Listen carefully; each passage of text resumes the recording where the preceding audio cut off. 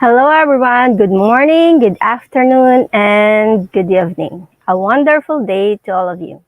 Welcome to the Institute of Global Professionals. Thank you for joining us for another live session of Free International webinar here in IGP. My lovely audience, I am Marbeth from the Philippines, and I am honored to be your host of the day. I am so glad to be with you once again in this virtual world. If there is a thing that we should be thankful about during pandemic period, I think it's the opportunity that it provides for all of us to gather virtually through this international free webinar brought to us by the Institute of Global Professionals, or IGP. I hope that everyone will stay with us until the end of the program because we have a lot of things in store for you today. Here in IGP webinars, you do not just listen to our speakers, but we encourage your participation through our quiz competition and the Q&A part of our program. The top 10 participants in our quiz competition will receive the quiz completion certificate. That is right after the event. This will be posted on our IGP's Facebook page, then it will be available for you to download. This will be followed by the Q&A part where everyone will have the opportunity to ask questions or interact with our speaker for today by sending in your questions in the comment section below.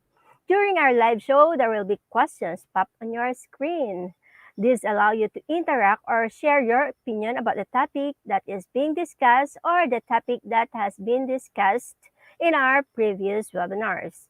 Every day during our live session, we award a certificate of lifetime membership to the most active and consistent participant.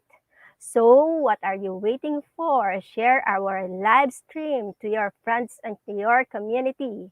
Write your comments and your feedback. Tag your friends. Who knows, you could be the next recipient of this certificate of lifetime membership. Also, in the latter part of the program, we will give you the certification code together with the certification process on how you can generate or auto-download your e-certificate. With this, everybody is encouraged to stay with us until the end of the program because lots of exciting things awaits us today.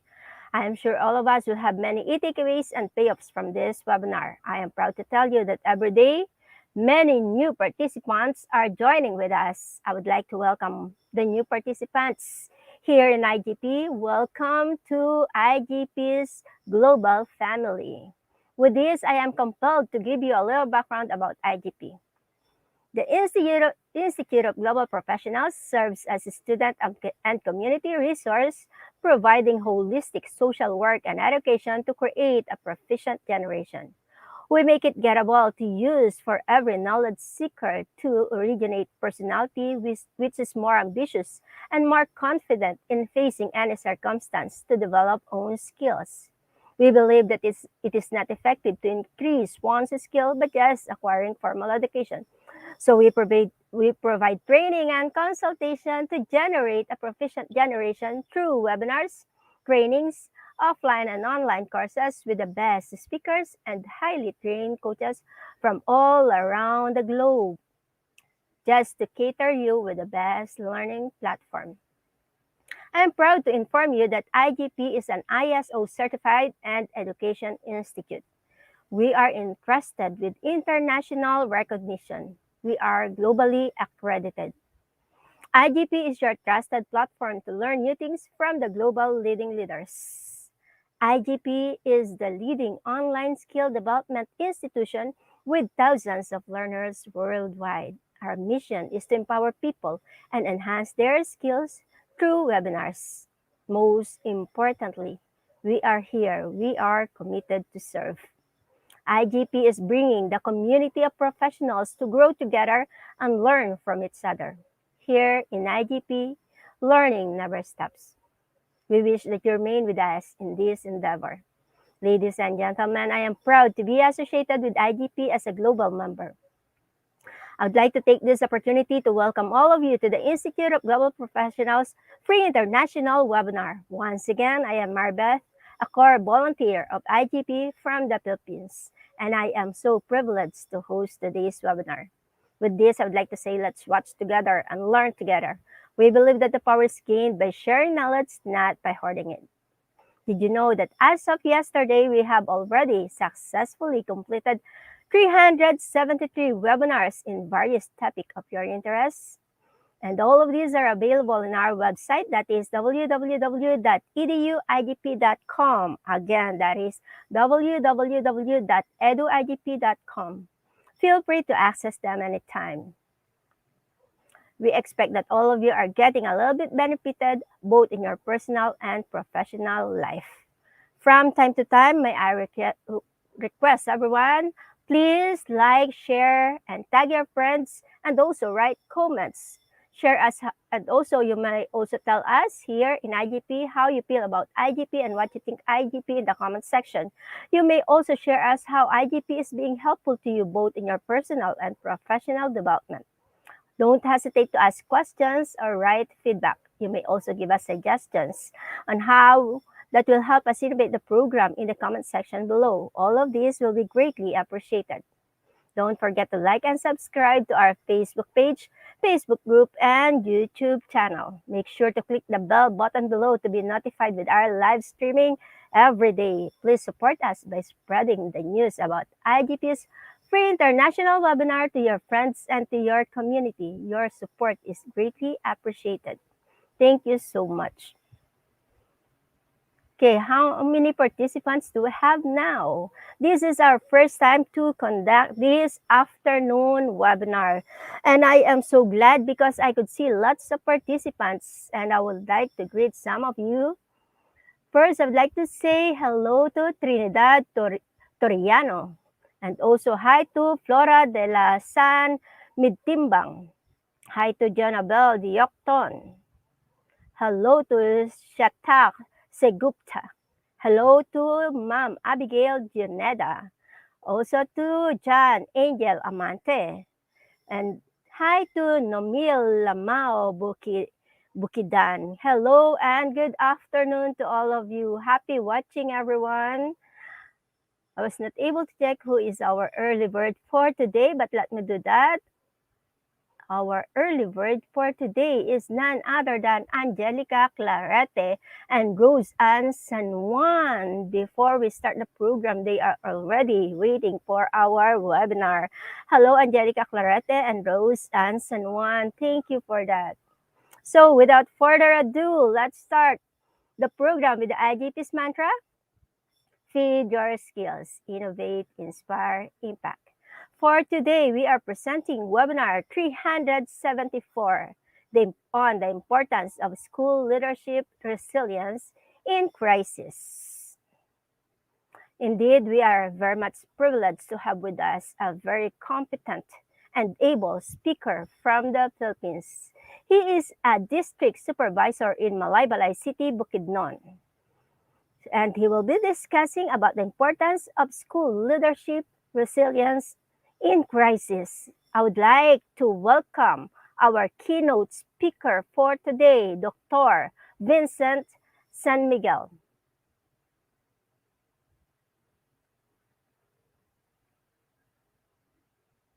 Yes, sir.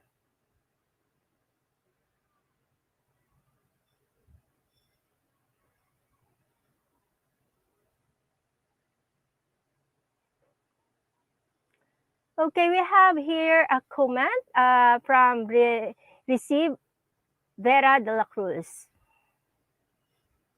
Okay, for your comment, we will just give you the certification process later before the end of the program. So let's welcome Sir Vincent Gaco San Miguel, Dr. Vincent Gaco San Miguel on the screen.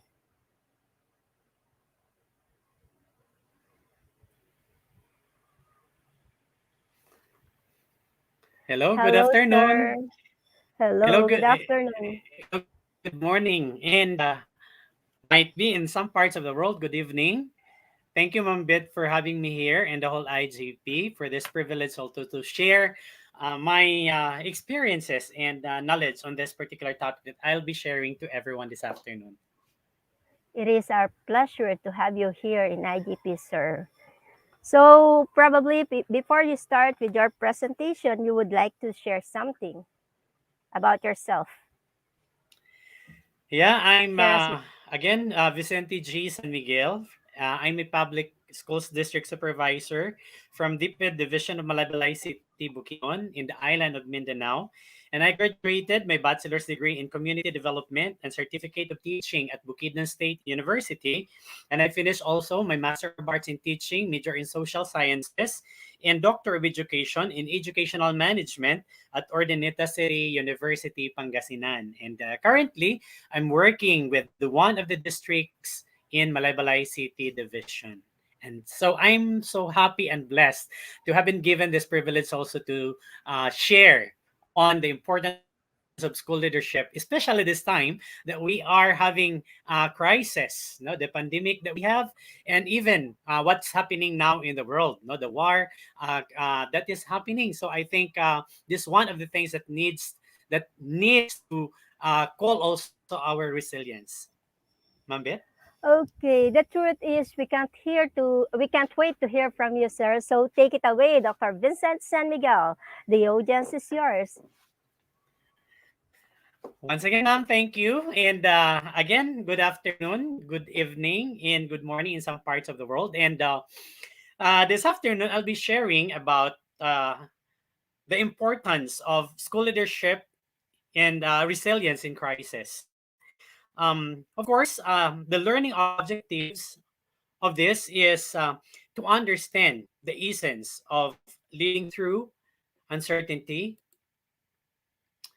and then, of course, define what it means to be resilient leader, identify the key messages, indicators in times of crisis, and explain the needs of effective school leadership in crisis time, considering that we really need to learn no the essence of being a leader, especially in crisis happening right now.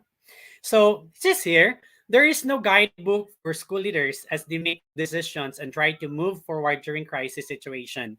Considering that crisis appears or happens in a time wherein we did not expect it to happen. So that is why no guidebook is available for school leaders as they make decision, because every crisis has different impact, no, depending on the situation and the scenario that the school leader is exposed to.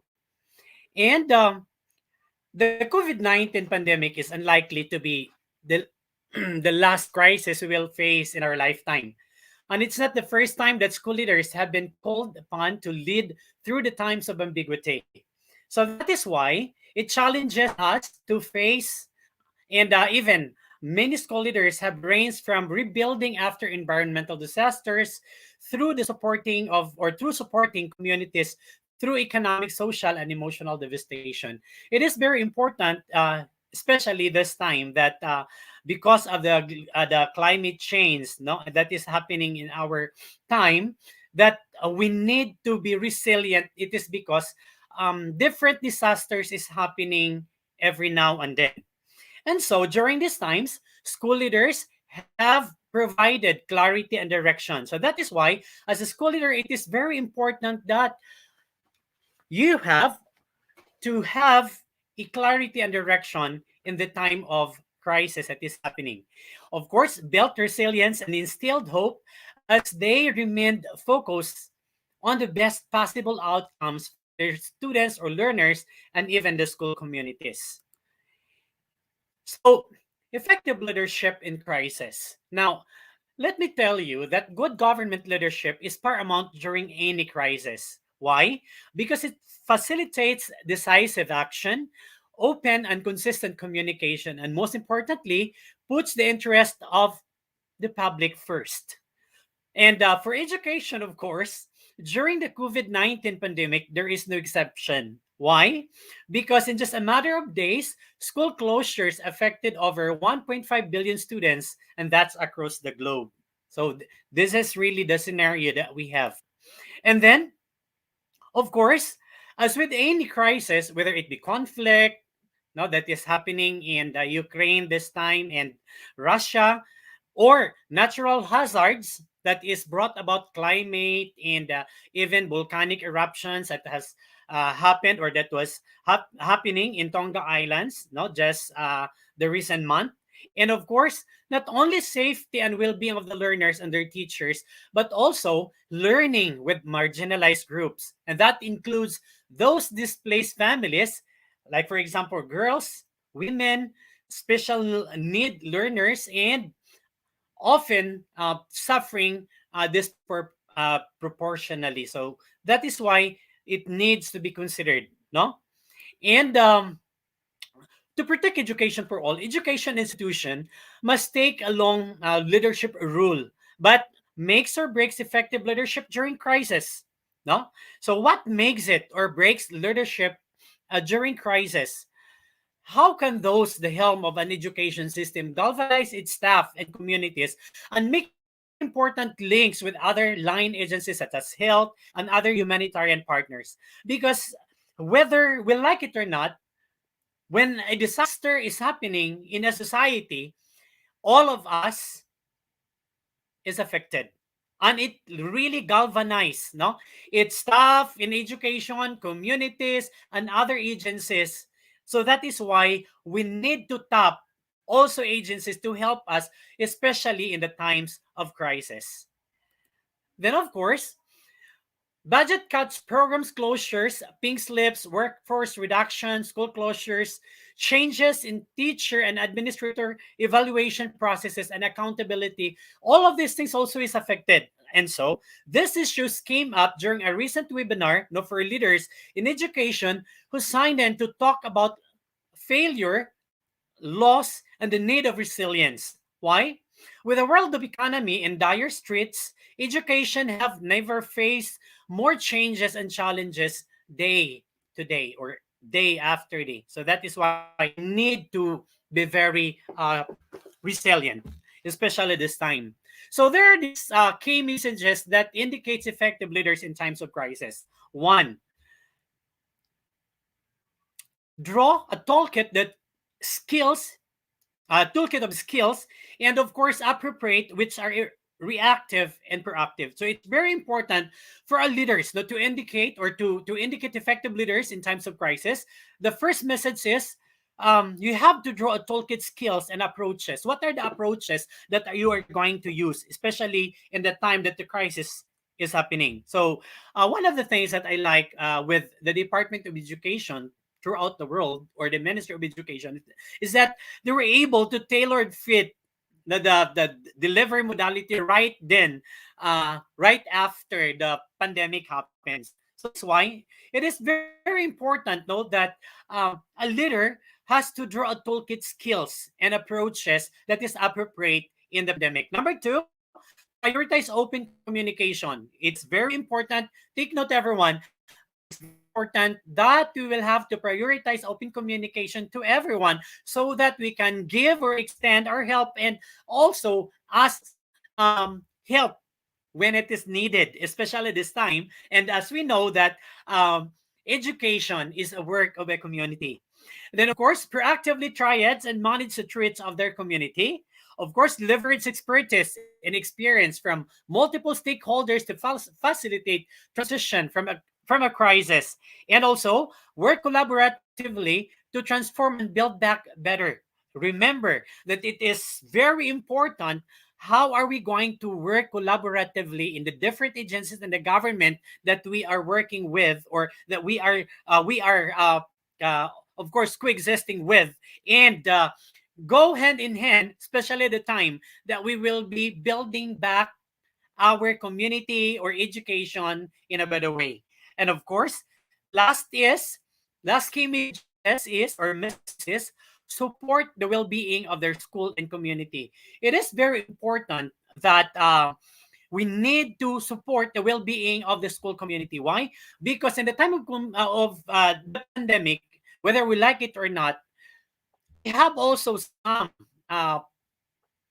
company co-workers that is also suffering from mental health problems because of the pandemic that happens among us or around us. So it is very important that as of this time, we need to go hand in hand and also extend also a helping hand to everyone, and especially, of course, secure the health and well-being of the school community. Why? Because school staff are our mobilizers, especially in the different operations using the modality that we choose, especially this time of pandemic.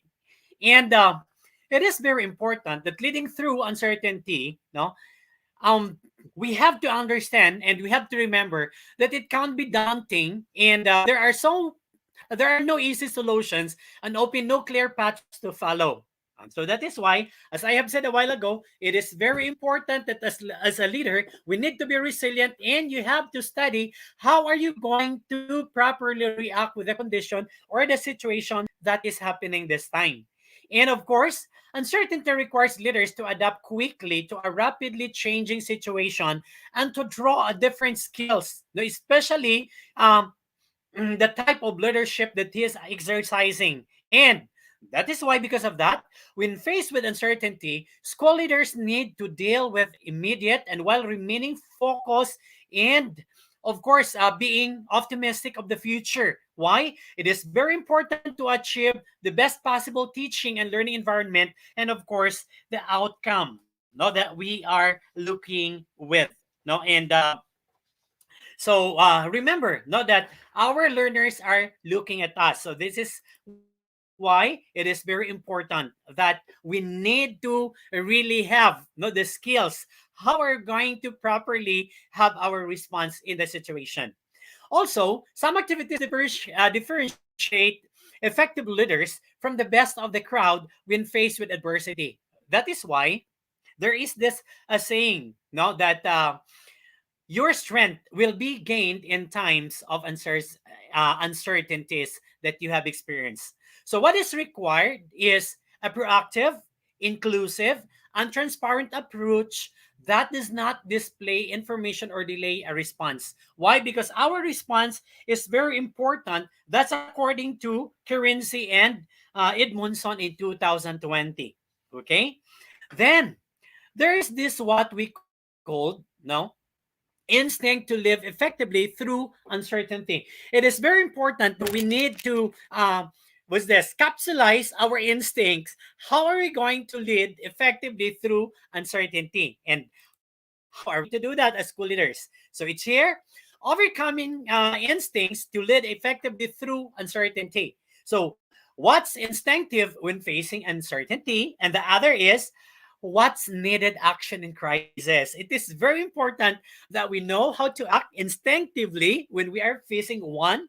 And then, of course, how are we going also, or what are the needed action, especially in crisis? So, first is we have waiting for additional information. So, before we act, before we, just like what we experienced in the COVID-19 pandemic, we are, at first, we heard the COVID-19 pandemic happening in China.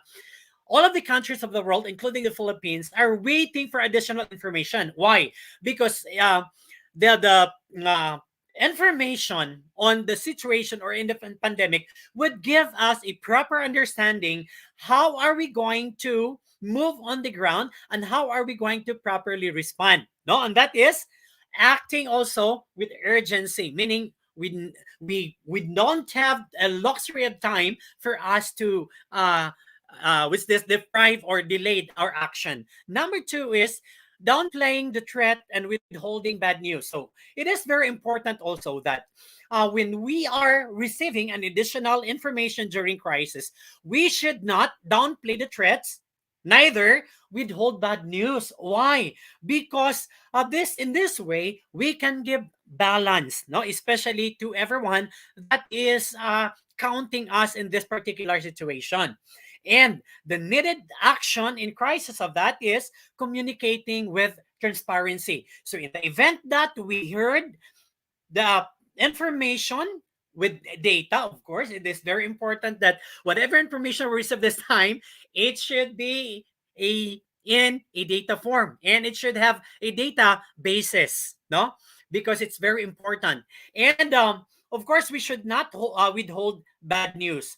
for the people around us or for the people waiting for the information also to act appropriately. Third is doubling down to explain their actions more clearly. Why it is very important to really explain clearly our actions, because our actions is the basis of the transition, no, or the transition that would happen in a particular setting, no. And what is the needed action in that particular situation is taking responsibility and focusing in solving the problems. Of course, we should not be overwhelmed by the problems that we are undergoing, no.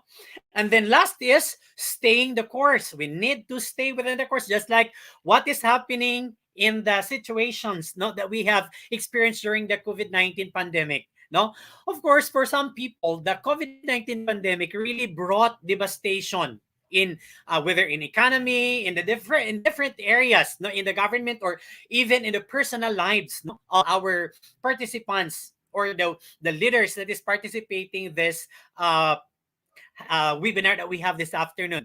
But you know what? Staying the course is very important. We need to upgrade and constant updating. So that's according to Chris and Edmonton, as they released their studies in April 13, 2020. So again, it's very important not to wait for additional information. And then, of course, when we have the additional information, act with urgency. Then downplaying the threat, no, and withholding bad news.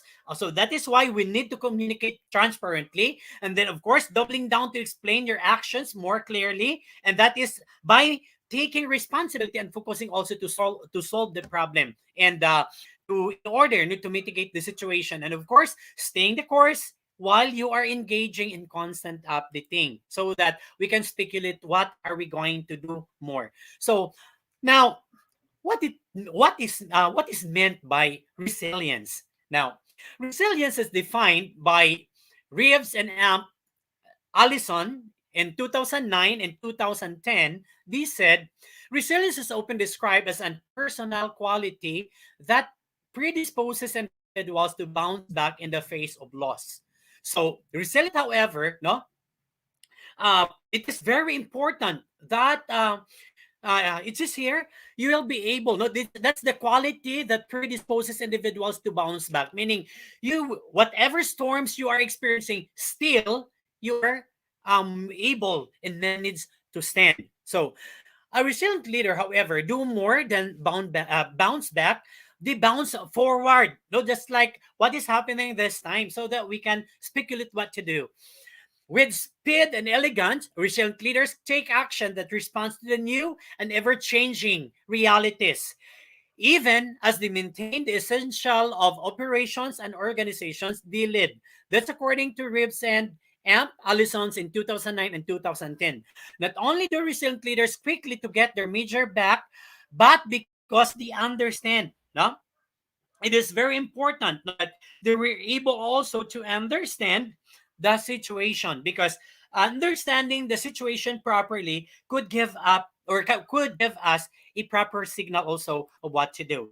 Then it says here, good leaders lead with open eyes. So as leader in the time of crisis or disaster, you need to lead with an open eyes. Meaning you should not close your eyes in leading. No, the circumstances of or the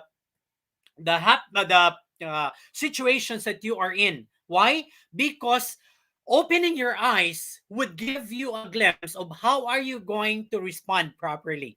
Some leaders are so risk averse that they put on blinders to avoid seeing the truth or precarious situations, but it's wrong, no? Others are also pessimistic about the nature of fear of the fortune, that they ignore opportunities for growth. Remember, although the situation in crisis may bring back a lot of devastation, but take note and remember that at the same time, it also offers opportunities for us to grow as an individual, as an organization, as professionals. Remember that. But a leader who pays attention to relevant data recognizes both opportunities and harbingers of disasters. Such a leader monitors signals and flagging resilience in his or her organization ensures resilience up. So it is very important that you will have to open your eyes so that you will open, no? You will be able to see what's happening ahead, and you can respond properly. How are you going to respond to the situation? Okay. Then of course we have to remember though that the resilient that this interest and resilience could not be better placed, but effective leaders of sustainable change are highly resilient. So imagine what would be mean of all of our schools had effective leaders as they confront the current climate. Like for example, no, the situation that we are having this time.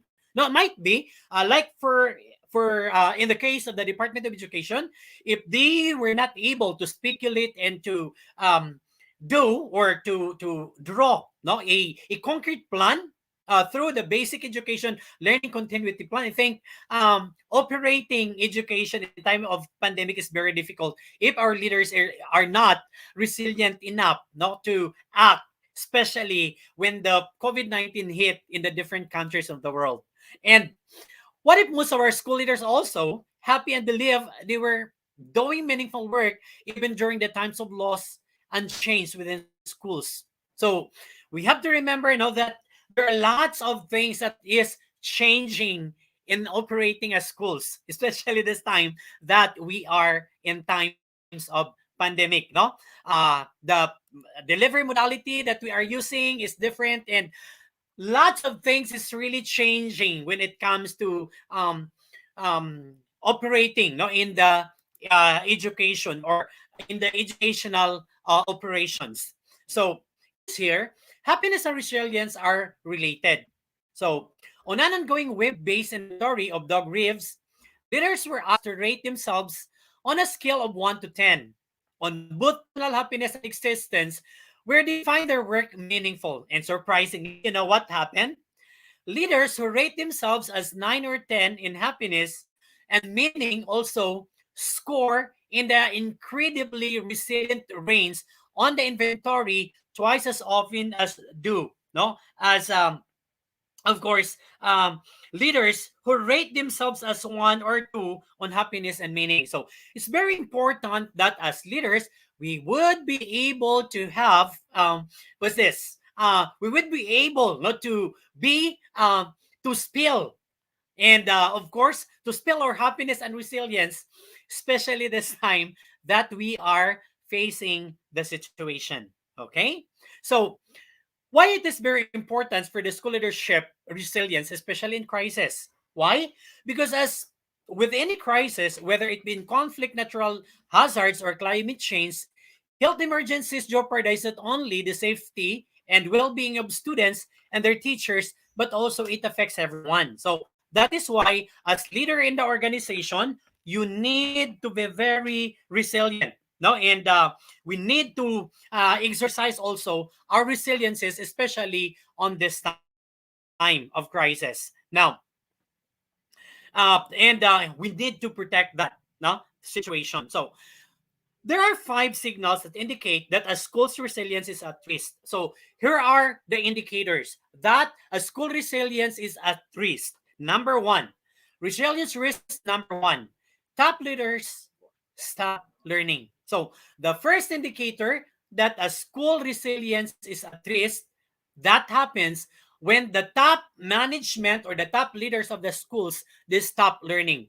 That is why we need to understand that when things are going well, change is the last thing some school leaders want to do. So they skimp on learning. So that is why it is really important that as school leaders, you need to keep abreast yourself of what is happening in our surroundings. Second, when things aren't going well, some leaders make the dangerous mistakes of believing they can't afford to invest in professional development.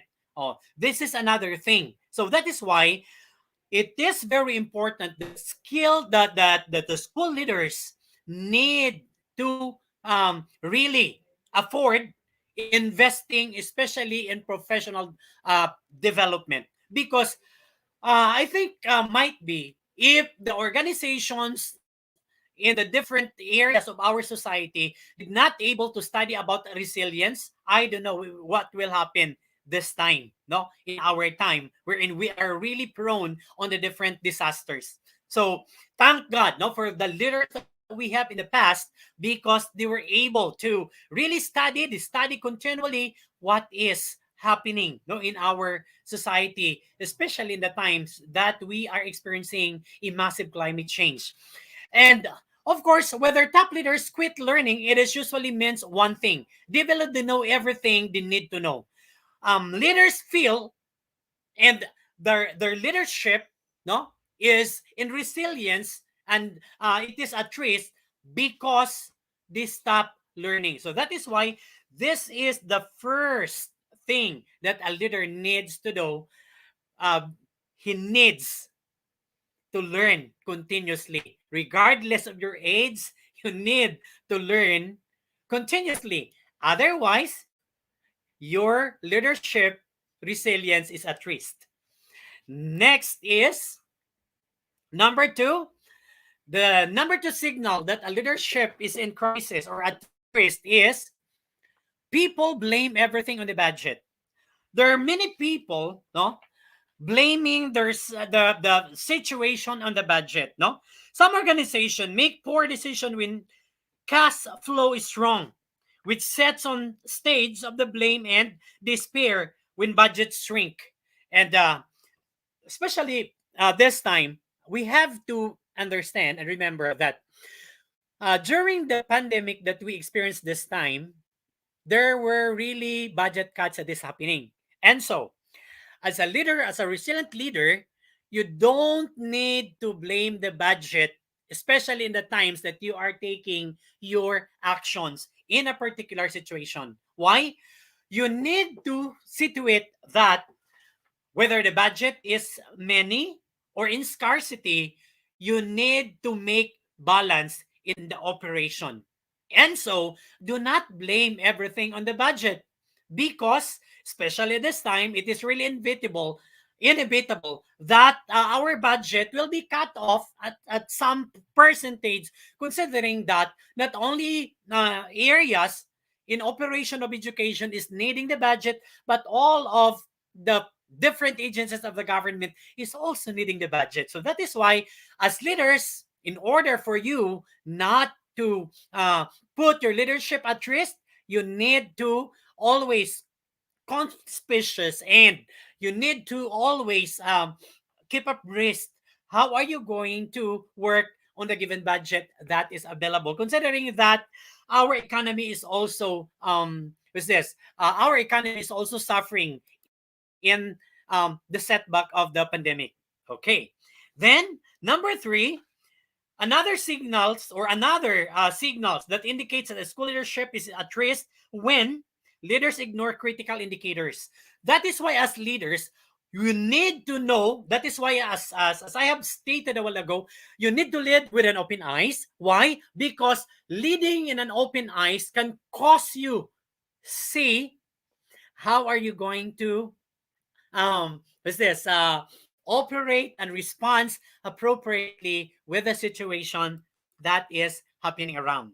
Okay, then of course number four, fourth signal that a school leadership resilience is at risk when too many initiative drains people. Meaning, as leaders, you don't have one particular initiative.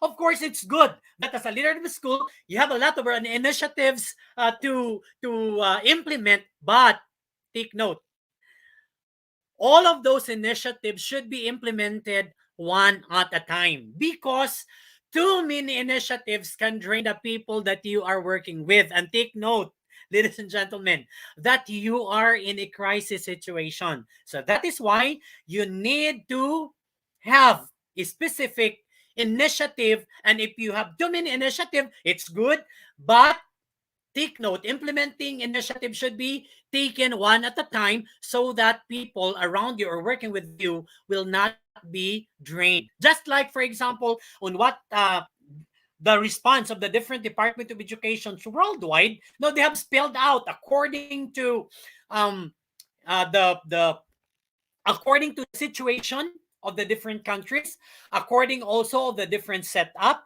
according also of the different situation that they have perceived in their locality. So it is very important that your initiative to be implemented would always depend on the circumstances. And of course, if there are too many initiatives you want to institute, be sure that you are taking it one at a time.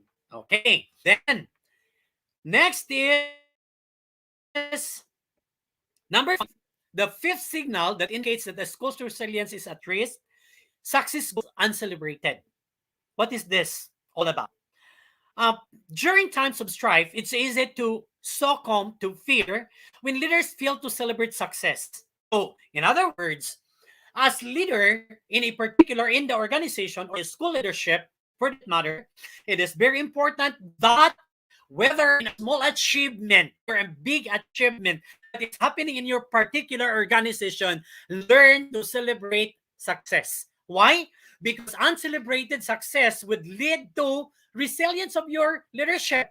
Why? Because celebrating even a very small success or a very minute success that you have in your organization can strengthen the people that is working around you, especially that you are recognizing the efforts that they are giving just to really implement the different activity that or the different initiative that you are instituting in your organization. So leaders, do not forget to celebrate different milestones in your organization, because if you forget to do so, that is a signal that your school resilience leadership is at risk.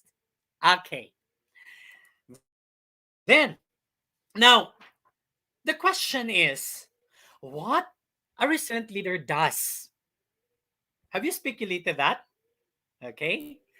Now, there are these practices of a resilient leaders does. Number one, a resilient leader first engage in personal renewal. What does that mean?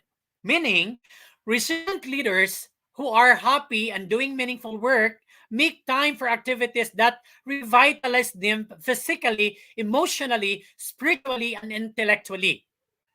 It is very important because we need to keep intact, no?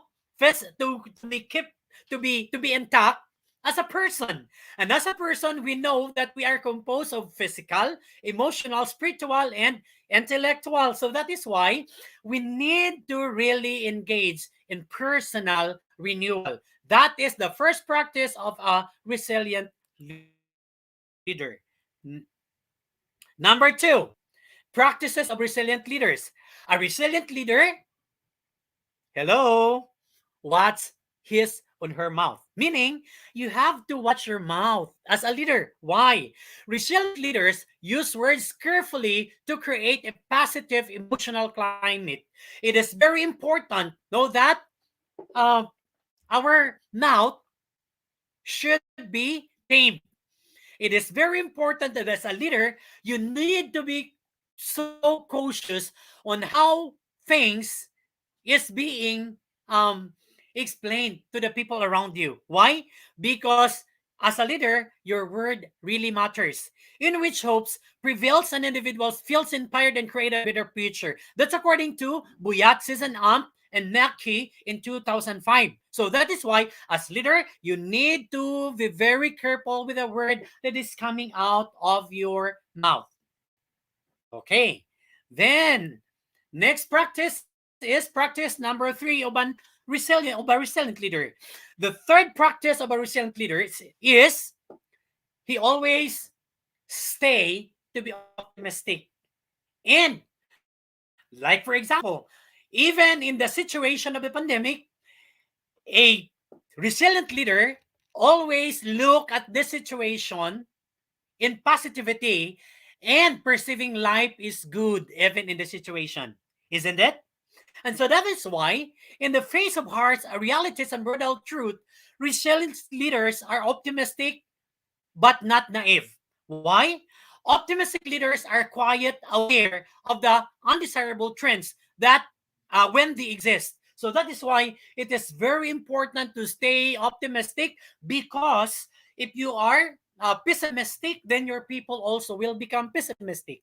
But if you are optimistic, then even if some people of the situation look at this pessimistically, but because you're leader, you are the one who is taking the baton of leadership to move forward, then you can extend your positivity and being optimistic in the situation. Okay, so that is the practices of a resilient leaders. Practice number 3, staying optimistic. Okay, number 4, the fourth practice of a resilient leader is quickly blunt no, the impact of setbacks. What does it mean? Resilient leaders are not defensive or resort to finger pointing, of course, because that is also very bad if you are blaming to somebody when things are not working. No, for instance, during a school walkthrough, a principal received feedback from a supervisor that the student engagement was low. So some principals, if you are pessimistic on that situation, on that report, then you will really have to go to in panic mode of your situation. But if you are uh, positive on the feedback that you receive, then you will think it as an opportunity to review the things that you have been doing, and of course do some measure. That is very important, meaning we should not be uh, of course we you should not be affected no on the negative comments, but you have to accept that negative comments are there in order to help you so that you will be able to manage the setbacks of the situation. I hope no it is clear to everyone. Then of course, fifth practice or practices of a resilient leader is cultivate networks before challenges hit. What is that? Resilient leaders continually work to sustain buy-in from individuals who are inspired by what the leadership organization achieved and who will gladly provide support and resources. So meaning you have to continually work to sustain the buy-ins from individuals. So meaning you have to cultivate networking on the different agencies so that you can have a better position when challenges is hitting or hitting the organization or hitting the school that you are leading. Okay. Then practice of leader number 6 of a resilient leader, see patterns and use insight for change. So meaning when there are occurrences as a leader, you need to what? What are you going to respond? It says here, you need to study and see the patterns. Why? Because strong leaders are not in love with their own data or their own interpretation of any data available.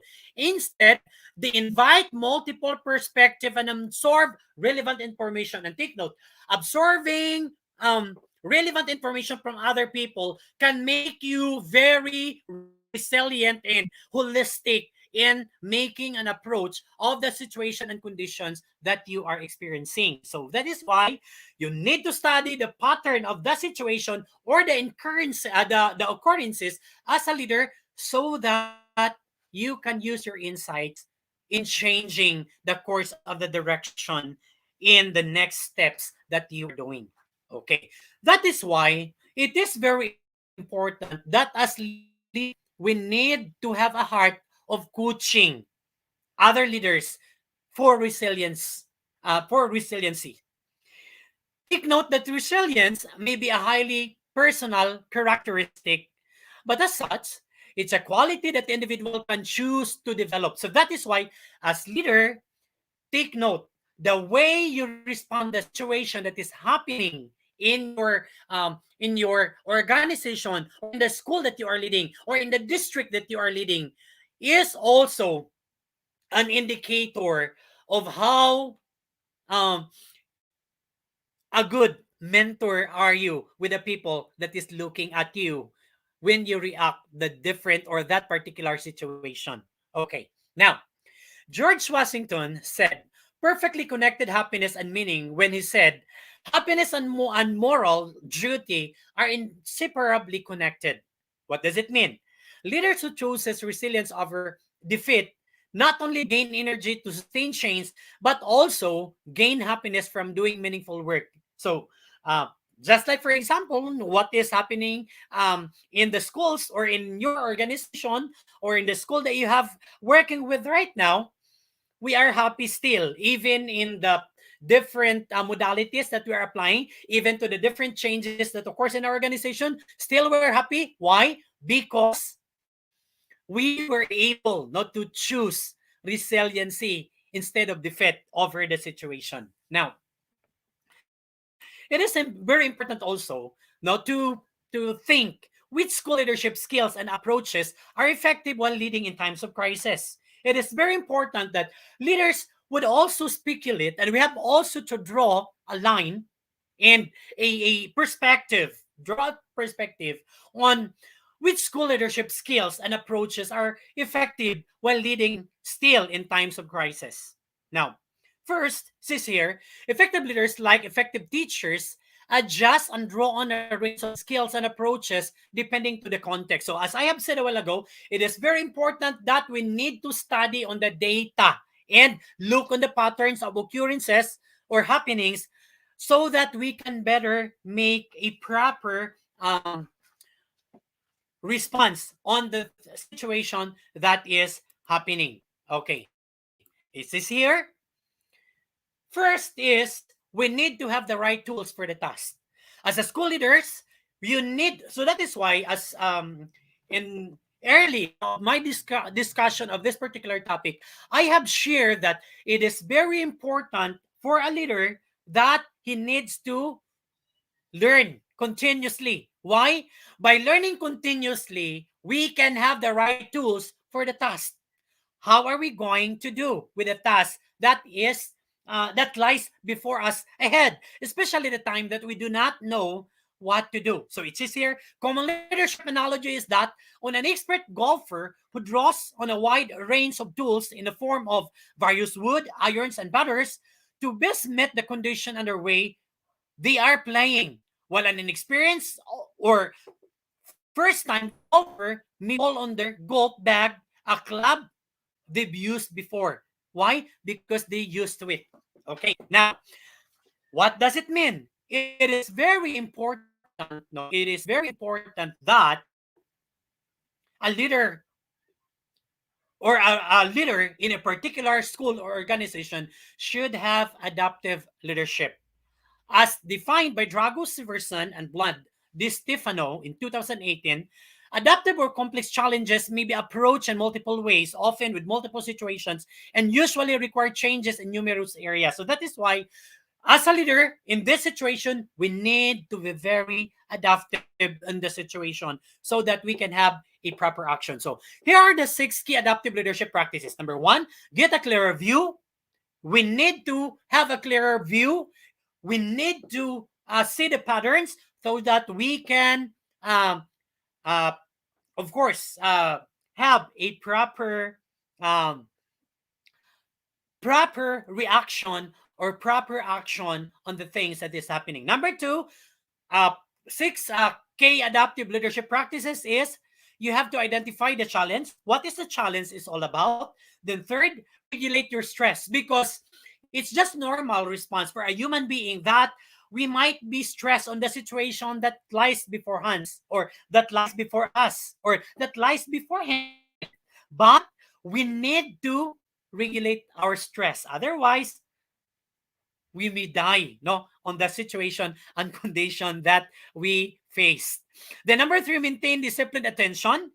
And why we need to do that, or number 4, we need to maintain disciplined attention so that we become stay focused no on the things that we'll be doing. Then third is, or fifth is, give the uh, give the work back to the people, meaning in every situation the people or the your team participate, what are you going to do? And is protect leadership voices from below. No, why? It is very important, and it is also inevitable that some people will really make complaints about what is happening, about how are we going to, as a leader in your organization, how you react to the situation. But it is here, you have to protect the voices, no, of the protect your leadership from the voices below by not being interrupted by the situation or the complaints that you may hear, no, in a particular situation or setup.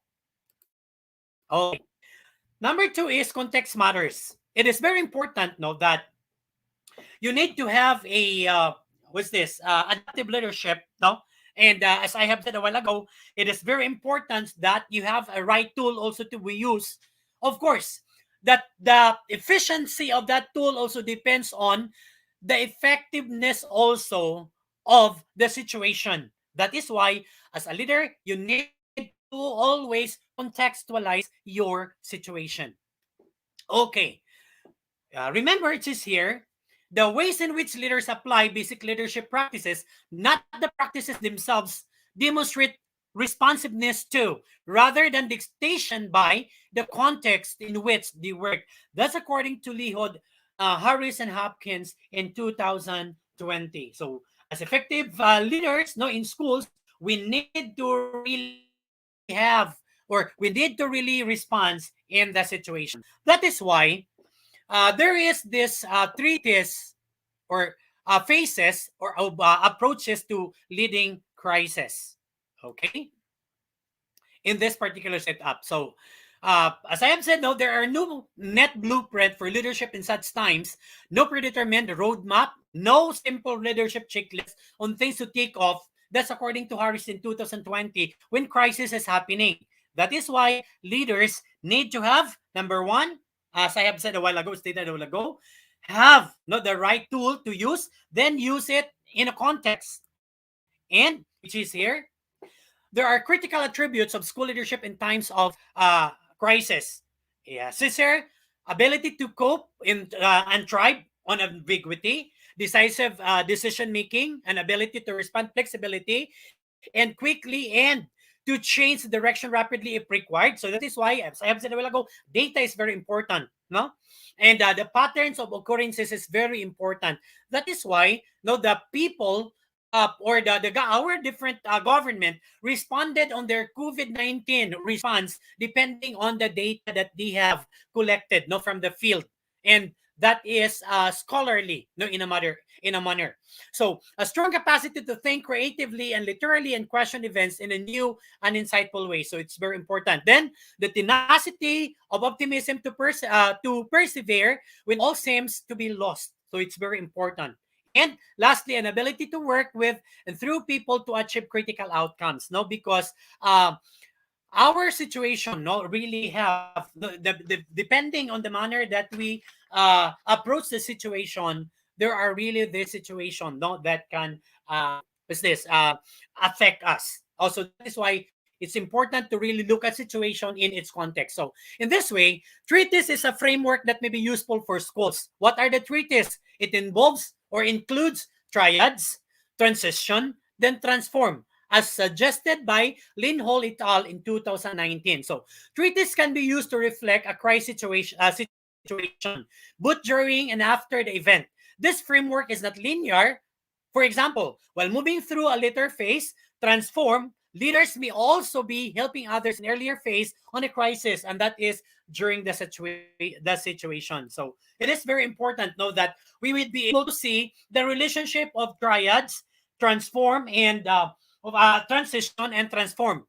Triaging is very important, and I know that we are very familiar of that. The triaging, because every agency or workplaces we have this time, there is this triaging as part of the protocol that we in place in the COVID-19 situation. And that is a very good example, no, triaging, and then of course transition. So after diagnosing, no, how are we going to respond to the situation or the condition? Then we have to make transition and then eventually transform. So that is how we do the situation that we have in the COVID-19 situation. So it is here, leaders in schools and early childhood services become role models for others. If the leader stayed calm, then children, staff, and parents were more likely to remain safe and calm. That's according to Education Review Office or ERO in 2019, page 1. So it's very important to as leader, please do not be in panic. Be composed and stay calm so that you will be able to implement an action appropriately for the situation. Because if you will what's this go in panic in the situation, then probably it will not help you anymore, whatever the condition that would happen. No, so you cannot do anything because you are in panic. So while ensuring physical safety is the absolute first priority, psychological safety is also important. Remember that. So by staying calm, you are disseminating an information of calmness. Okay. Then, of course, transitioning is very important. So once lockdown or evacuation center is over, or evacuation is over, all people's basic physical and security needs had been attended to, and the leader's focus is to increase stability and reduce uncertainty, especially for teachers and other school staff, students, and their families. So it is very important that right after the condition, right after the situation, as leader, please communicate the proper transitioning. Why? Because again, the way you communicate proper transitioning would help now to have also an ambience of peace and clarity. Okay? Then, further example can be drawn from the school closure in Hong Kong during the protests in 2019. David Lublin from Hong Kong International High School provided the following leadership advice for managing such crisis. That's according to Jacobs and Muda in 2020. What they did in during the crisis in 2019, we all knew that is they established a crisis management team. So in school, you need to also, no, in your organization, you need to establish a crisis management team so that in the event that there is this crisis or um, um, um, disaster that happens, then our management team or the crisis management team will function immediately. Number two, use talent with your school community. It is very important also to top person who has talents and giftings on the crisis situation management. Third is you have to also identify key commons technology platforms for communication. And I know this time we have lots of platforms or technology to be used, then use it, no, as a way of disseminating information so that you would be able to communicate things effectively in a crisis condition and situation. Okay. And of course, it's very important that we would also be learned to mobilize teams and expertise. Why? Because mobilizing the right teams and expertise can help us also mitigate the situation. Okay. Then, of course, another thing is this here. Um, a growing body of evidence on the power no, shared no, leadership has found that has found this. Number one, create a more democratic organization. So it's very important also that we have to lead democratically, no, in an organization. Meaning you have to recognize, no, the talents, the skills, the ability of the people that is working for you and utilize them. Then number two, provides more significant opportunities for collective learning. So this only way, no, for you and for us as leaders to improve our organization. Then provide opportunities for teachers' development, increase the school's capacity to respond intelligently to the many and complex situation it faces. That's according to Lithold in 2012. Okay. And there is the power of this, what we call collective impact.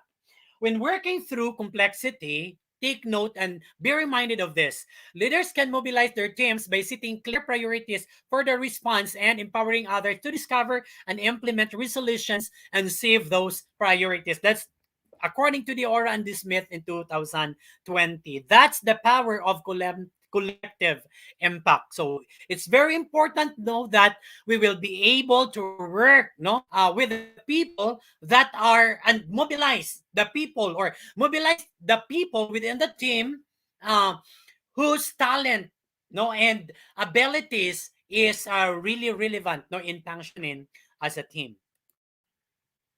Then, of course, there are five conditions that produce alignment of the move of the people from isolated agendas, measurement, and activities to a collective approach and impact.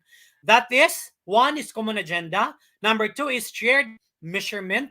Third is mutually reinforcing activities. And fourth is continuous communication and backbone support. So all of this I have shared a while ago that it is very important. Why? Because we need not to really to really structured our organization properly, in a way that it has a common agenda, it has a shared measurement, it has mutually reinforcing activities, and of course, continuous communication.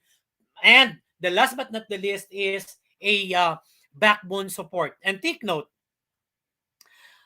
it is important that collective and clear, and open communication is really done, in an organization. Otherwise, you will feel, as an organization. So you have to be reminded, that communication is vital, no. And for example, in the aftermath of the Canterbury earthquake in New Zealand, leaders highlighted their need for communication systems that operates when people have no access to an office, school computer, or power. That's according to AIR in 2013. No, clear and open communication was established even in times of crisis or emergency. So again, the 3 T's approach are: number one is, what is that? First is, we need to learn to triads. Then, of course, transition. And third is, the last, for 3 T's approach is transform. So leading to the recovery of a school community, during the crisis, no, during the crisis is very important.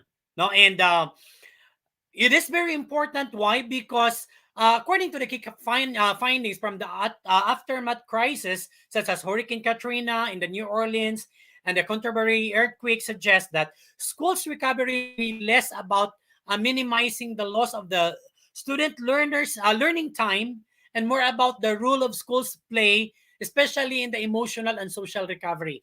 Take note that we are not only recovering our physical setup, for example, the buildings that was devastated, the materials that were lost, but take note, school leaders and other managers, that we are also recovering the emotions, and even the sanity, of the people that are involved in a particular situation. So through this phase, transformation schools may act as, so these are uh,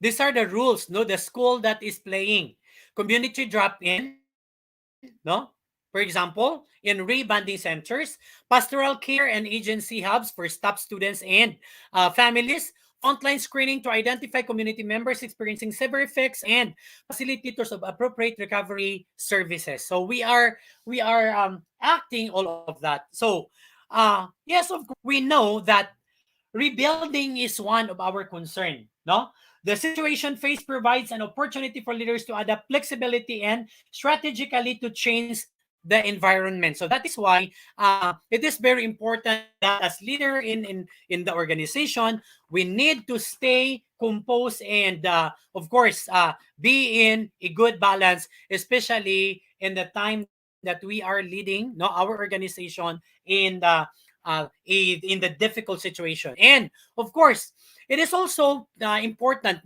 to have a very strong well-being support during the crisis that is happening. Why? Because the well-being of the school leaders themselves, the the uh, teaching staff as well as students and communities is critical across all phases, whether it is in the first phase of treatise approach, no, that is triads, in transition and transformation, it can affect, no, the way you handle the matter. Then, of course, it is also very important as a leader, you need to take care of yourself. Why? There's a reason why the crew on a plane will ask all of us to fit our mask. Can you still remember that when riding a plane? No, before attending to others. Why? They're saying that because to take care of others, it's important to expend energy inwards as well. So engaging in practices that gives you energy, lower your stress, and contribute to your well-being is crucial to take care of yourself. So that is why we need to really take care of ourselves also, especially that we are attending other people. So evidence indicates that successful well-being interventions include reflection, strategies for insight and professional practice, mindfulness training to manage stress, emotional management strategies, growth mindset approaches to solving problems is very important.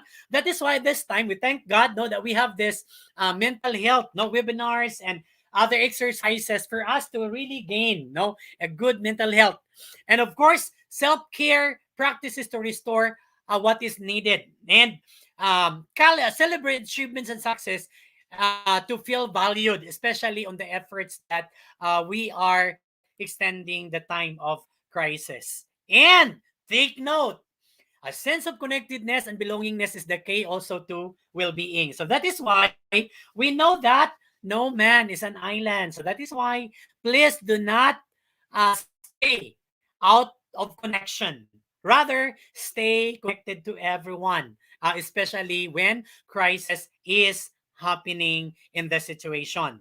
It says here, relationships are key during a crisis and afford opportunities for tighter bonds between schools, parents, cares, and communities. Why? Because through open communication, transparency, and working together, the current pandemic has provided opportunities for greater parent and career understanding and empathy for the work of teachers and schools, and vice versa, and presented an opportunity to consolidate and even strengthen our communication, even, in the problems now that we have, because we have communication strategies and it is structured.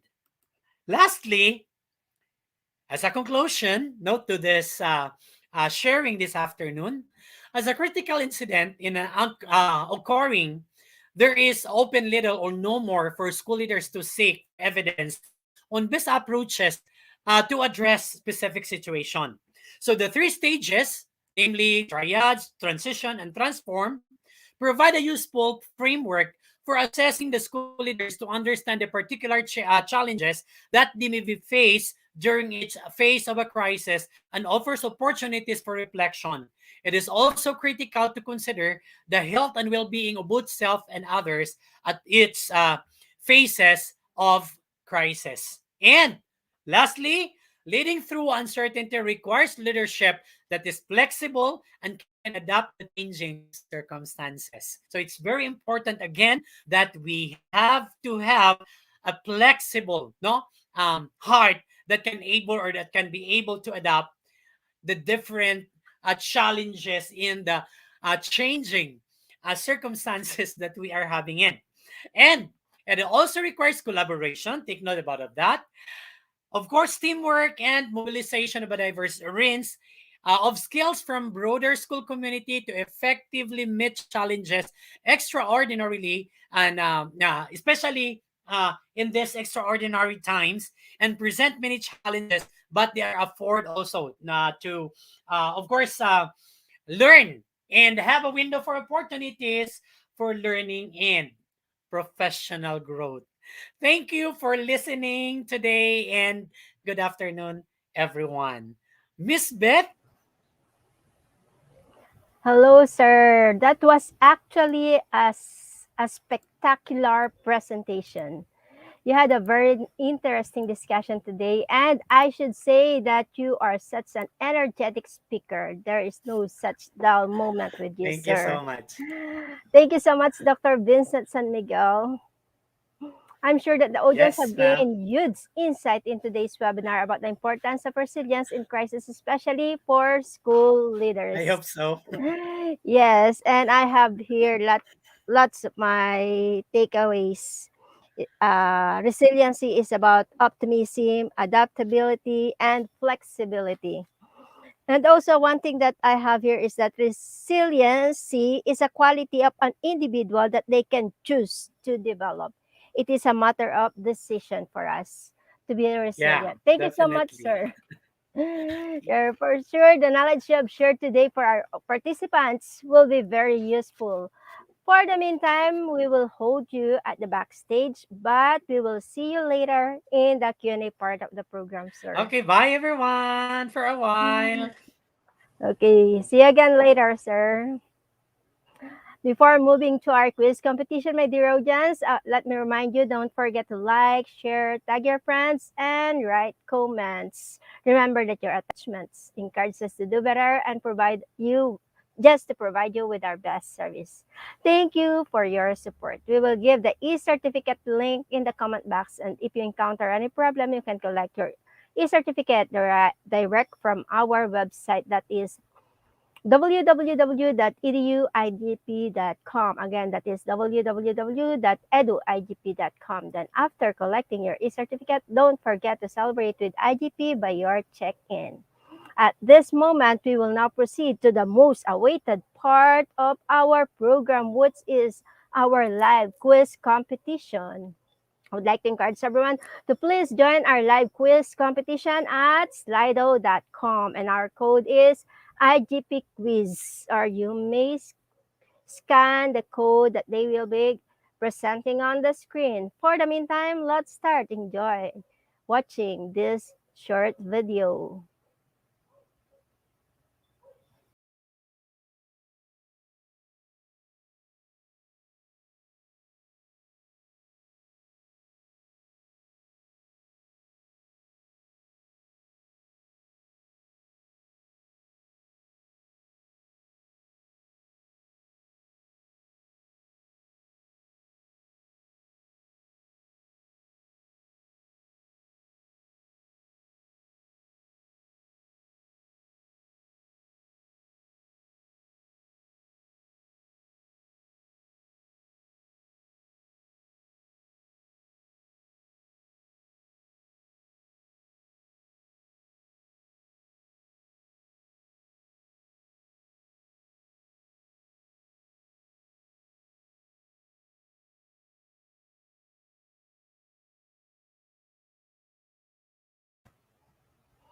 Okay, everyone, please join our quiz competition and use the code IGP quiz. Come on, guys, this will be fun.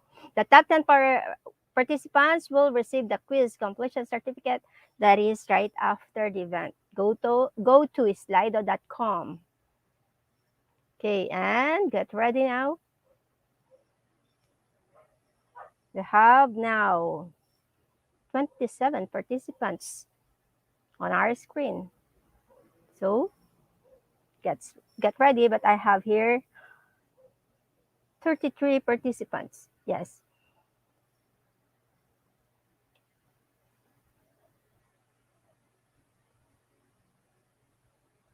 I also entered, I also joined the quiz competition. I hope I won't be forgetting to click the answer while I'm reading the questions on screen. Okay, come on, join us.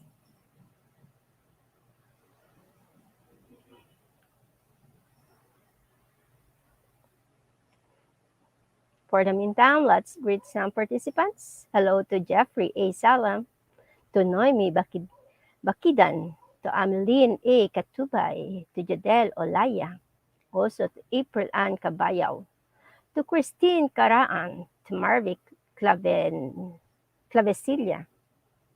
Most of the names are already familiar. That's why I'm telling you, IGP is not just a community, but it is a family. Okay. Hello to Sir Ashok Kumhar Adhikari. Hello, sir. To Alono Ambat. To Crispiano D. Candido. Hello. Christine Caraan. Okay. Ready? Refers to a person that are not defensive or resort to finger pointing. Is it a resilient leader or risk taker?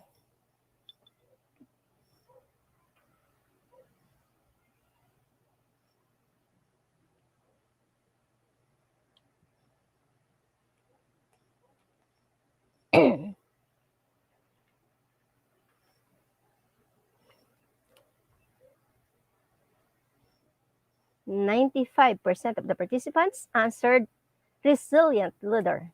And I think that is the correct answer. On our leaderboard, we have Brian Lepasana Pacquiao, followed by Eglantina Sehu and Gemma Benelada. Question number 2. Identify which statement is not part of today's learning objectives. To specifically know the qualities, resilient leader, understand the essence of leading through uncertainty.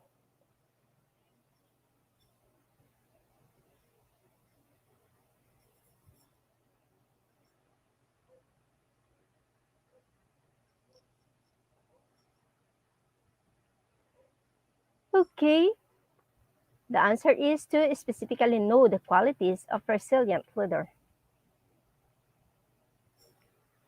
Only 43% got the correct answer. For our leaderboard, we have Brian Lepasana Paquibo, followed by Eglantina Sihu, and then Gemma Benalada. Okay, question number 3. Which of the following statement is not part of the key messages that indicates effective leaders in times of crisis? Prioritize open communication or waiting for the situation to calm down?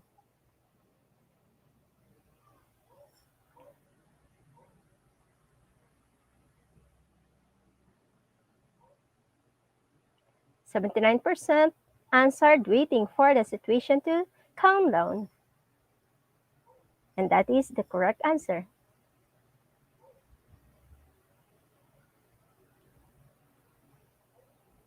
So we have Gemma Benelada as rank 1, followed by Noemi Bakidan, and then Aimee Trina Garcia. Next number, which of the following statements is not part of one's needed in a crisis? Communicating with transparency or staying at course?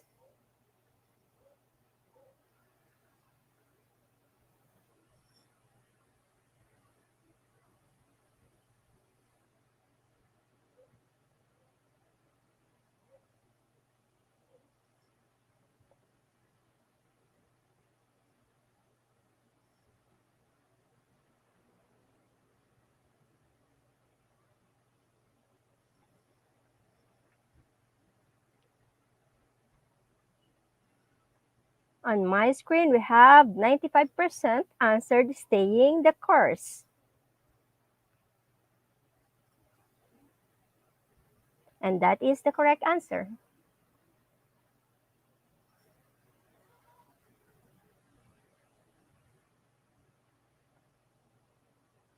So we have Noemi Bakidan as rank 1, followed by Mikey Leonardo as rank 2, and Aimee Trina Garcia as rank 3. Next question. Question number 5. Which of the following statement is not part of what's instinctive when facing uncertainty, waiting for additional information, or engaging in constant updating?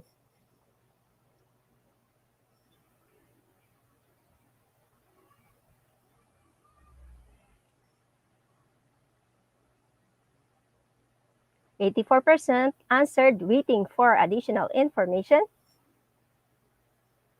But that is not the correct answer. The correct answer is engaging in constant updating. Only 16% got the correct answer. We have Eglantina Sihu as rank 1 again, and then followed by Noemi Bakidan, and then Mikey Leonardo. Next number refers to a leader that monitors signal of flagging resilience in his or her organization and shores resilience up, challenger or resilient leader.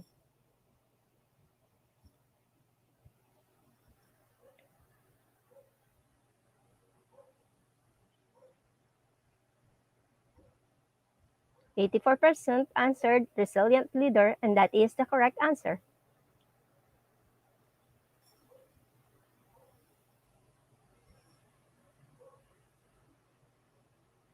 On our leaderboard, we have Eglantina Sihu as rank 1, followed by Noemi Bakidan, and then Mikey D. Leonardo. We are now on question number 7.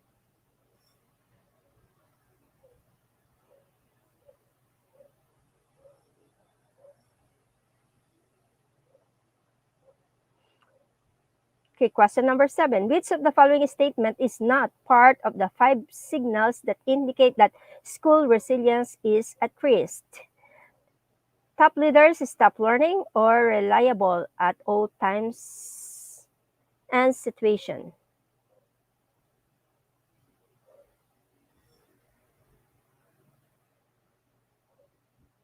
"73% of the participants answered top leaders stop learning." But that is not the correct answer. The correct answer is reliable at all times and situation.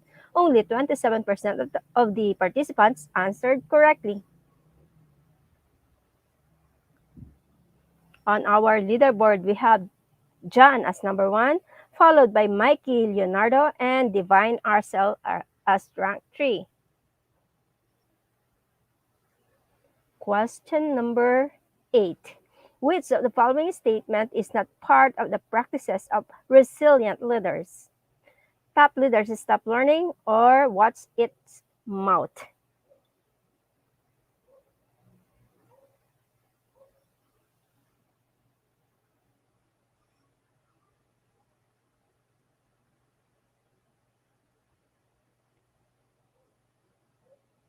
"69% of our participants answered top leaders stop learning, and that is the correct answer.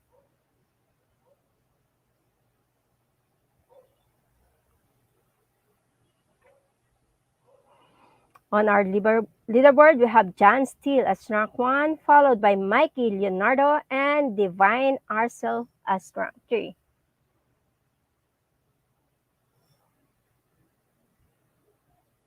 We are now on question number 9. Which of the following statement is not part of the treatise, A Paced Approach to Leading Through Crisis, Triumph, or Transition?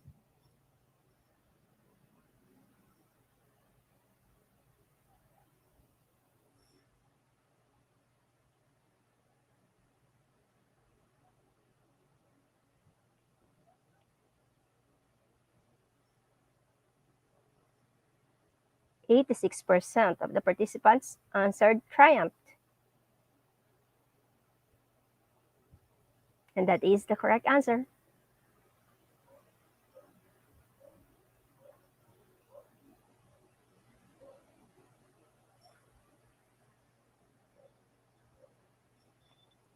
Okay, on our leaderboard, we have Chan as Steele as rank 1. And for our last question, a group of researchers that states leading through complexity requires working together to draw on the collective wisdom of the group to find solution to the challenges presented.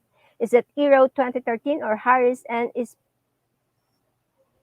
Spillane on 2018?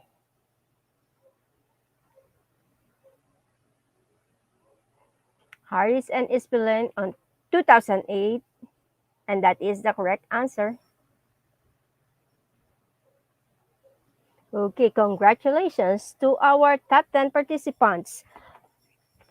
First, we have John as rank 1, followed by Mikey D. Leonardo. Next is Divine Arcel, rank 3. Rank 4 is Cherry Callejo Yamaguchi. Rank 5 is Alex Javier Alvarez. May I see the rank 6? Rank 6 is Mayu. Number 7 is Rizzi de la Cruz. Number 8 is Rose Anson 1. And 9 is Aime Trina Garcia. Rank 10 is Marco Antonio Tanco. Congratulations to our top 10 participants of our quiz competition. You will be receiving your quiz completion certificate on our FB page. Thank you so much for joining our live quiz competition.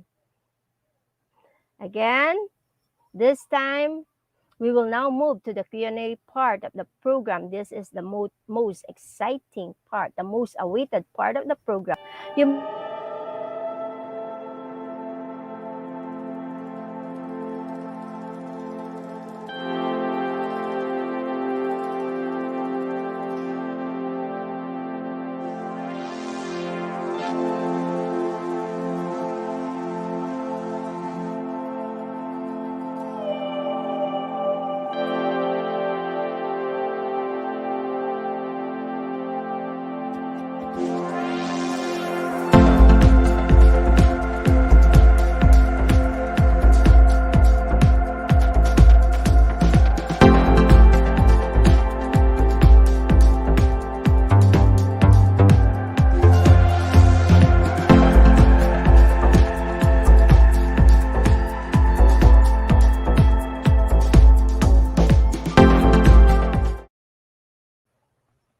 Okay, welcome back, Dr. Vincent San Miguel. We are now on the Q&A part of the program. Let's just wait for our audience to type their questions. Let's give them a few minutes.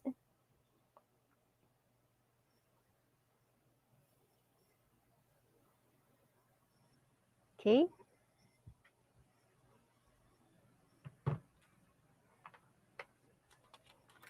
For our first question, we have here from Matthew David. What does a leader do? What has he have? What has he have? What it takes? What does it have to take for a leader?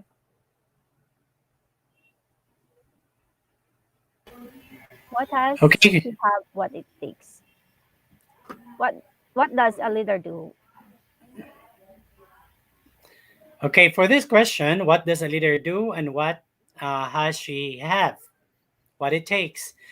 First, a leader needs to spend time learning because learning help him to become more prepared on the challenges that will be happening ahead.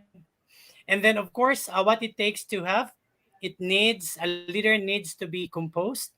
As I have said, he needs to be strategic in all his undertakings, and he need to lead no with an open eye so that he will be able to perceive uh, correctly how are we going or how he is going to make his actions and also calculate his actions properly in response to the situation that is taking place. Thank you, sir. Okay, let's have our next question.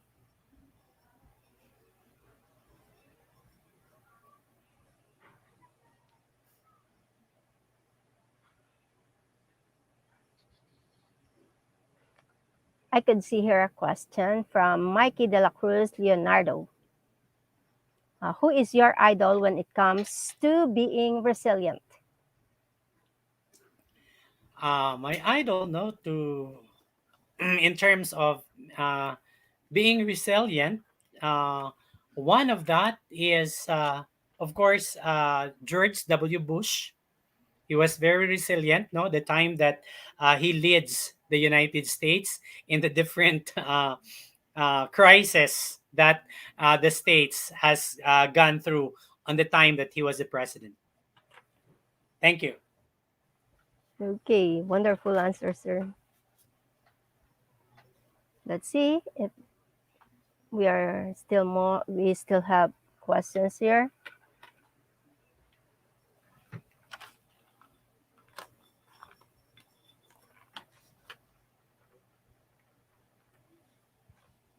I think during pandemic or crisis like this, the most important virtue or value that we should develop is resiliency, not only for educators, but also for our learners. They need to Yeah, be resilient for it's us to really be able true. to go on with our life. It's really true, Mambet, that we need to be resilient this time. So that is why, as teachers and school leaders, that is one of our primary duty also to really exode, no, and help also our learners and teachers and the people that we are working with to become resilient, no, and again, a good measure of and a good also a window of seeing resilience is the leadership that we have shown in school. Actually, I do admire the education department for being very resilient during this pandemic period, especially the teachers, how we adapted to the systems of from traditional, from conventional to this online platform. So that is very great for us teachers. Kudos for all the teachers. Next question is from Rizzi Vera de la Cruz. Good afternoon, sir. We understand now that traits do's and don'ts of the resilient school leaders, but can we involve students? How so? Thank you. The traits of do's and Okay, don'ts of the resilient teachers. thank you, Riz Vera de la Cruz, for this question. Um, yes, we can involve the learners that or the students that we are teaching to become resilient through the manner no, that we respond to the situation this time. And I think the perfect example of how resilience is being done is when the time that we shifted no, from um, the the used the use face to face situation that we have been used for a long time ago into a learning modality that is remote this time. And teaching the learners to become resilient, that involves our own personal practices, our own personal values, our own personal kanang opinions, no? And especially in the times that there are happening in the crisis situation and conditions that we are in. And I think the students are now because we know that values is not always being taught, but it is always it can also be in caught. And the situation that we are in right now just exemplarily show that a teacher can be resilient if he or she was able to stand in the midst of the situation that we are in right now. And I think the learners can gaze that and can see that, and of course mimic that in his personal life. Thank you so much. Yes, beautiful answer, sir.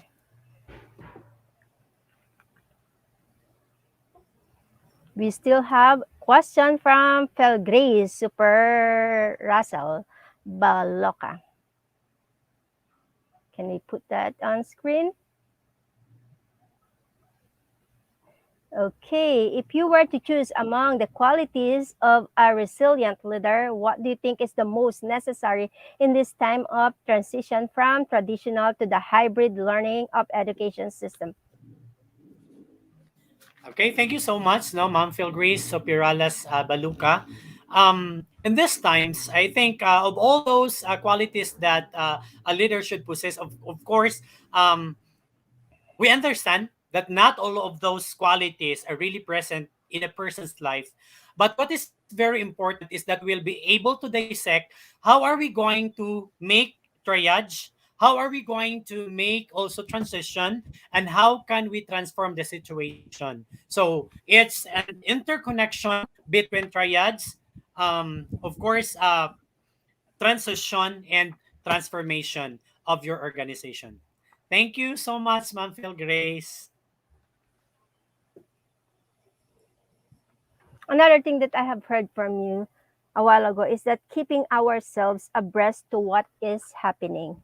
I think that is something related to that question. Yeah, yeah, yes, So, ma'am. yeah, thank you so much, sir.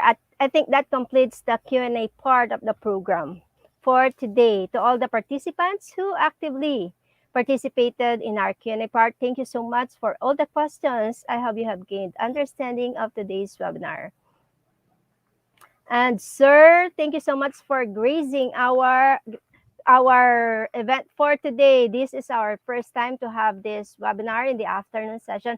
And we are so happy to have you, sir, here, Dr. Vincent San Miguel, to have you here in IGP. And we hope to see you again in our upcoming webinars. This is your first time as our speaker, but definitely I am very, very much sure that this is not your last time. You are always welcome here in IGP, sir. Yes, thank you so Uh, much also, ma'am, and to the leadership of IGP and to all the staff and volunteers working at it. This really a community, and not only community, but a family that really enhances each other's lives so that we will become more productive and creative in the areas and agencies that we are working in the different parts of the world to make this world a beautiful place to live in. Thank you, and I'd love to be here again the next time. yes, sir. Before you go, would you like to say something? Do you have any parting word for our audience? Okay. Once again, no, I'd like to thank for the privilege and opportunity given by the IGP, and especially for allowing me also to share on the importance of school leadership, resilience in crisis.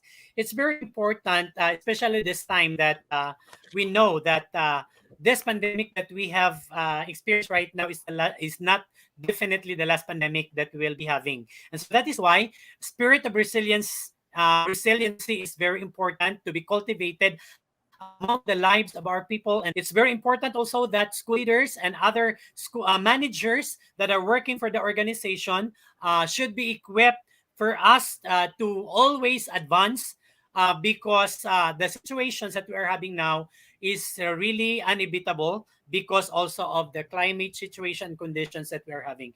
So I am praying that all of us will grow more to become productive and effective leaders in our own respective organization. Thank you so much and a wonderful evening, everyone. God bless you all and God bless all of us. Thank you. Thank you, sir. God bless you also. Thank you for the knowledge you have shared today, and we look forward to see you here again in IGP. Thank you again, sir. Okay, this has been a very rewarding day for all of us because of our lovely, enthusiastic, and energetic speaker. Thank you, sir. Okay, may I see? Do we have our code now? Our topic for today is the importance of school leadership, res- resilience in time in crisis. And today is March 1, our first afternoon webinar. To all my fellow knowledge seekers, I would like to thank all of you for attending today's session. Let me thank all of you for being so patient and attentive throughout the webinar. Hopefully you have learned something new today that will be useful in your life. The beautiful thing about learning is nobody can take it away from you. If you have learned something or we have been helpful to you, even just in a little bit, please leave a review on our page. And also don't forget to like and subscribe to our Facebook page, Facebook group, and YouTube channel. Please spread the information about IGP to your friends and to your community. Don't forget to collect your e-certificate after the session. Let's see our quiz for today. If we can have our code for today.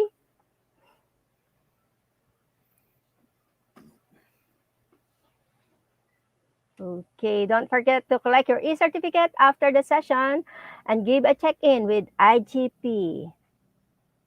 You may collect it through our website or through the link mentioned below. Our code for today is IGP 3947. Our code for today is IGP 3947. And the date today is March 1, 2022. And the topic for today is the importance of school leadership resilience in time of crisis. Go to www.eduigp.com to get your certificate, or you may click the link below. Make sure to log into your account, or if you are new, please create an account first, then log in using your account. Click free webinars. Choose today's webinar date and title. Click that bar or the tab, enroll now. Once you get enrolled, enter the code for today, then click the bar, get your certificate. Your e-certificate will be auto-downloaded to your device. Remember, the code for today is IGP 3947. Well, that concludes our program for this afternoon. To all IGP Free International webinar participants, thank you so much for your unwavering support. And I am so surprised today because we have lots of participants in this afternoon. Thank you for your active participation. Thank you for your heartwarming messages. Remember, IGP is always here to render you our best service. At this point, again, I would like to congratulate the whole Team IGP for another successful live session. We hope to see you all again in our next webinars. All things work together for good to those who love God and to those who are called according to His purpose. Thank you so much. Stay happy, stay safe. Again, this has been your host, Maribeth from the Philippines, signing off. To God be the glory. Bye, everyone.